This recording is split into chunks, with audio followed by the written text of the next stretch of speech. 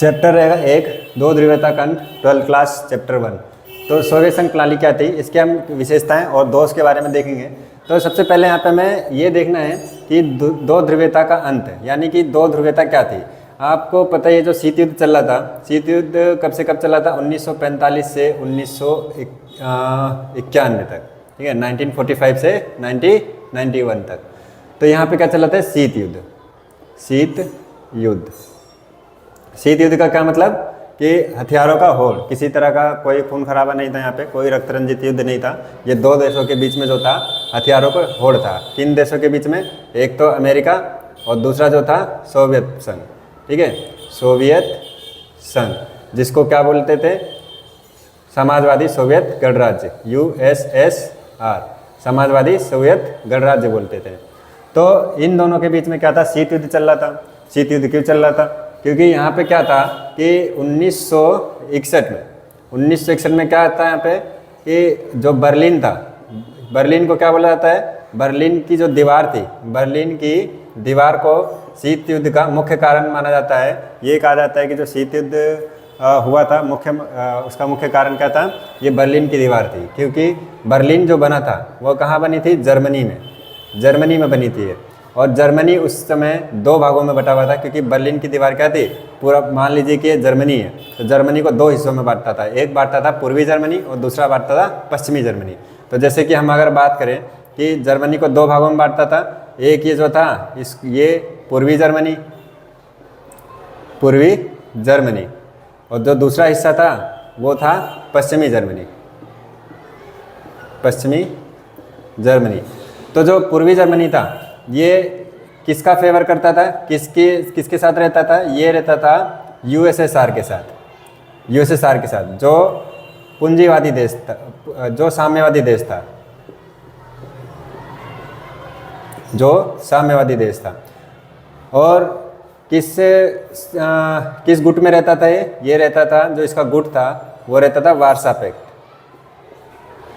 ठीक है, वार्सा जो संधि थी, वार्सा संधि के गुट में ये रहता था।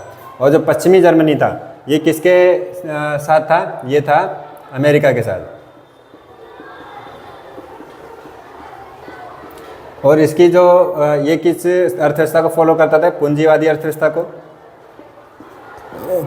अर्थव्यवस्था को फॉलो करता था। और इसका जो गुट था वो था नाटो, ठीक है। यहाँ पे जो गुट का मतलब है, इसका मतलब ये है कि मित्र देशों का, मित्र जो इसके सदस्य होते थे, मित्र जो इसके रहते थे, इसमें उनका गुट रहता था। और ये आपस में अगर इन पे कोई हमला करता था, नाटो का या फिर वार्सा पैक्ट है, तो इनका ये मानना था कि अगर हम पे कोई हमला करेगा तो हम मिलकर दूसरे से बदला लेंगे, ठीक है, किसी एक सदस्य देश के ऊपर अगर हमला हुआ तो, ठीक है ना।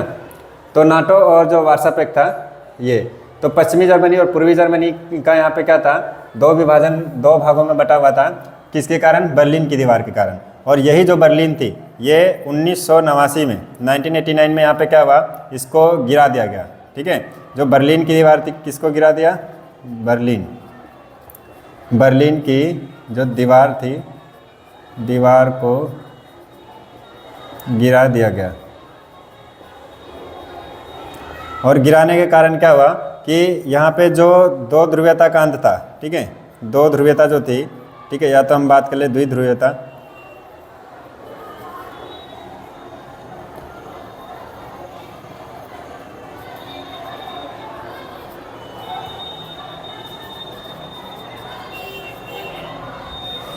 द्विध्रुवीयता का अंत हो गया। और दूसरा चीज़, जैसी दीवार को गिराया गया तो पूरा का पूरा जो जर्मनी था वो क्या हो गया, एक हो गया। तो यहाँ पे क्या हुआ था, जर्मनी का एकीकरण हुआ था, जर्मनी का एकीकरण। तो जैसे ही इसको दीवार को गिराई गई, 1989 में दीवार को गिराई गई, जर्मनी के गिराने के कारण ही यहाँ पे क्या हुआ, ये जो शीत युद्ध चल रहा था इसका अंत हो गया, ठीक है। तो जिसको क्या बोला गया, दो ध्रुवीयता का अंत। दो ध्रुवीयता मतलब तो आप तो समझ ही गए होंगे, पहला जो ध्रुव था, यानी जो पहली शक्ति थी अमेरिका, और दूसरी जो शक्ति थी वो सोवियत संघ। तो यहाँ पे अब सोवियत संघ का तो विघटन हो गया, है ना। कब हुआ था सोवियत संघ का विघटन, 1991 में। तो जिसके कारण क्या हुआ, पूरा विश्व जो था एक ध्रुवीय बन गया था।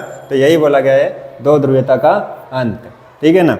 तो अब बात करते हैं इसकी विशेषताओं की कि आखिर सोवियत प्रणाली क्या थी। जो हम इसमें क्या पढ़ेंगे, यही चीज़ पढ़ेंगे।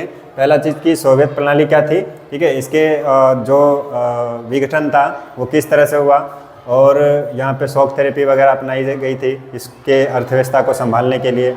एक समय आया था इसकी अर्थव्यवस्था 1970 के दशक गिर गई थी। फिर इसके बाद हम ये भी देखेंगे कि जो अमेरिका था वो किस तरह शॉक थेरेपी के द्वारा इसकी अर्थव्यवस्था को सुधारने का प्रयास किया था, लेकिन सुधर नहीं पाया। और भारत के साथ सोवियत जो गणराज्य का आधिपत्य जो बाद में लिया था रूस, उसकी भारत के साथ किस तरह से संबंध है, ये सारे इस वीडियो में देखेंगे। तो सबसे पहले हम बात करें राज्य, यहाँ पे सोवियत प्रणाली की विशेषताएं। तो सोवियत प्रणाली की विशेषताएं में राज्य एवं पार्टी की संस्था को महत्व दिया गया, ठीक है। राज्य एवं पार्टी की संस्था को महत्व दिया गया, इसका मतलब ये है कि जो सोवियत प्रणाली 1917 में यहाँ पे क्या अपनाई गई थी, साम्यवादी शासन द्वारा, ठीक है। 1917 में साम्यवादी शासन, साम्यवादी क्रांति हुई थी यहाँ पे, जिसके कारण क्या हुआ था यहाँ पे, साम्यवादी क्रांति, साम्यवादी क्रांति। तो साम्यवादी क्रांति के द्वारा क्या था यहाँ पे, जो समाजवादी स्थापना हुआ था, तो यहाँ पे राज्य एवं पार्टी की संस्था को महत्व दिया गया। यानी कि जो राज्य रहेगा उनको अलग महत्व रहेगा, और जो पार्टी की संस्था रहेगी उनको महत्व दिया गया था, ठीक है। और एक दल का प्रभुत्व, यहाँ पे क्या था कि एक ही दल था, एक ही दल था, एक ही पार्टी थी। यहाँ पे किसी और दल या पार्टी को आने की अनुमति नहीं थी, क्योंकि दिया भी नहीं गया था वहाँ पे। कौन सी पार्टी थी? Communist party. कम्युनिस्ट पार्टी जो थी यहाँ पे, कम्युनिस्ट पार्टी को यहाँ पे महत्व दिया गया था, और यही पार्टी यहाँ पे सब कुछ कार्य करती थी, जितने भी सारे काम होते थे सब यही करती थी, पूरा अर्थव्यवस्था को संभाल रखी थी। और योजनाबद्ध अर्थव्यवस्था थी यहाँ पे। योजनाबद्ध अर्थव्यवस्था का ये मतलब है कि यहाँ पे पहले योजना बनाते थे, फिर इसके बाद यहाँ पे कोई कार्य किया जाता था। जैसे पंचवर्षीय योजना यहीं से शुरू हुई थी, ठीक है। सोवियत संघ जो था पंचवर्षीय योजना अपनाया था, भारत ने भी यहीं से देखकर अपनाया था पंचवर्षीय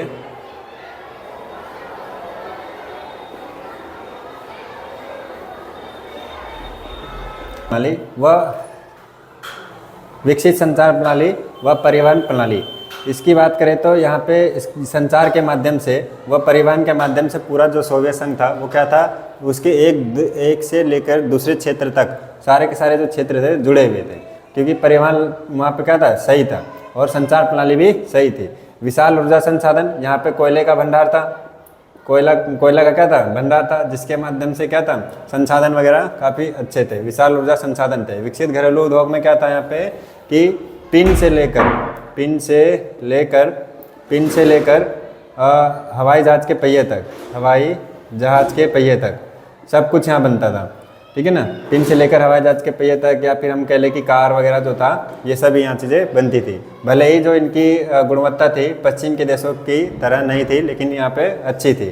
सुनिश्चित जीवन स्तर तय था सभी लोगों का यहाँ पे, ठीक है, सुनिश्चित जीवन स्तर तय था, और संपूर्ण रोजगार एवं राज्य का नियंत्रण था यहाँ पे। तो यहाँ पे सभी लोगों को क्या था, रोजगार उपलब्ध था सभी लोगों को। जन कल्याण पर बल दिया गया था यहाँ पे, स्वास्थ्य जीवन बीमा, शिक्षा, इन सभी चीज़ों पे क्या था, ध्यान दिया गया था। तो राज्य ने इन सभी चीज़ों पे ध्यान दिया था अपने जनता के ऊपर। तो ये क्या थी, इसकी ये विशेषताएं थी, क्या क्या, राज्य एवं पार्टी की संस्था को महत्व दिया गया, एक दल के प्रभुत्व का दौर था। कौन सी पार्टी थी, कम्युनिस्ट पार्टी। योजनाबद्ध अर्थव्यवस्था थी, पंचवर्षीय योजना बनाकर ये योजनाएं बनाती थी और विकास पे जोर देती थी। विकसित संचार प्रणाली व परिवहन प्रणाली थी, जिसके माध्यम से एक क्षेत्र दूसरे क्षेत्र से जुड़ा हुआ था। विशाल ऊर्जा संसाधन था, कोयले का अधिक भंडारण था, अन्य संसाधन भी यहाँ पे थे। विकसित घरेलू उद्योग था, पिन से लेकर हवाई जहाज के पहिए तक, या फिर हम बात करें कार तक, सभी चीज़ें यहाँ पे उपलब्ध थी, भले उसकी गुणवत्ता पश्चिम के देशों की तरह नहीं थी। सुनिश्चित जीवन स्तर था यहाँ पे सभी लोगों का। संपूर्ण रोजगार एवं रोजगार का नियंत्रण था, रोजगार वगैरह सभी लोगों को मिला हुआ था यहाँ पे, क्योंकि जाहिर सी बात है यहाँ पे उद्योग वगैरह अगर हैं तो रोजगार भी लोगों को मिलेगा ही। जन कल्याण पर बल दिया गया, स्वास्थ्य सुविधा दी गई, जीवन बीमा लोगों को करवाया गया था, शिक्षा वगैरह। तो ये जो है इसकी विशेषताएं हैं, और इसका जो है स्क्रीनशॉट ले लीजिए, और नेक्स्ट टॉपिक जो है इसके दोस्त के बारे में हम नेक्स्ट वीडियो में करेंगे।